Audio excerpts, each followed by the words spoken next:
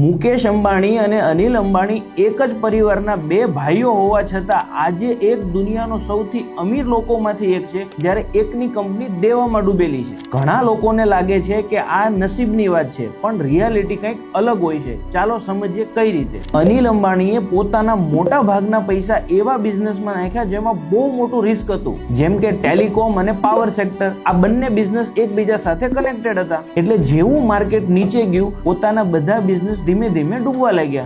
જ્યારે બીજી બાજુ મુકેશ અંબાણીએ પોતાના બિઝનેસનો પ્રોફિટ સ્માર્ટલી રીતે યુઝ કર્યો. એમને ખબર હતી કે ફક્ત ઓઇલ અને પેટ્રોકેમિકલ્સ ઇન્ડસ્ટ્રીમાં જો બધું ઇન્વેસ્ટમેન્ટ કરશું અને જો મંદી આવશે તો બહુ મોટો હેવી લોસ પણ થઈ શકે છે.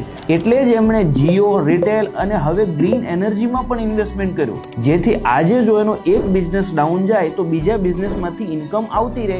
આને જ કહેવાય ડાયવર્સિફિકેશન. એટલે હંમેશા યાદ રાખો, સાચો બિઝનેસમેન કે ઇન્વેસ્ટર એ નથી જે ફક્ત પૈસા કમાય, પણ એ છે કે જે પોતાના પૈસાને સ્માર્ટલી રીતે અલગ અલગ જગ્યાએ ડિવાઈડ કરે છે. જો તમારે પણ જાણવું હોય કે તમારા ઇન્વેસ્ટમેન્ટને કઈ સેફ અને પ્રોફિટેબલ બિઝનેસમાં ડિવાઈડ કરી શકાય, તો મારા પેજને ફોલો કરી કોમેન્ટ કરો યસ, હું તમને કમ્પ્લીટ ડિટેલ્સ ડીએમમાં મોકલી આપીશ.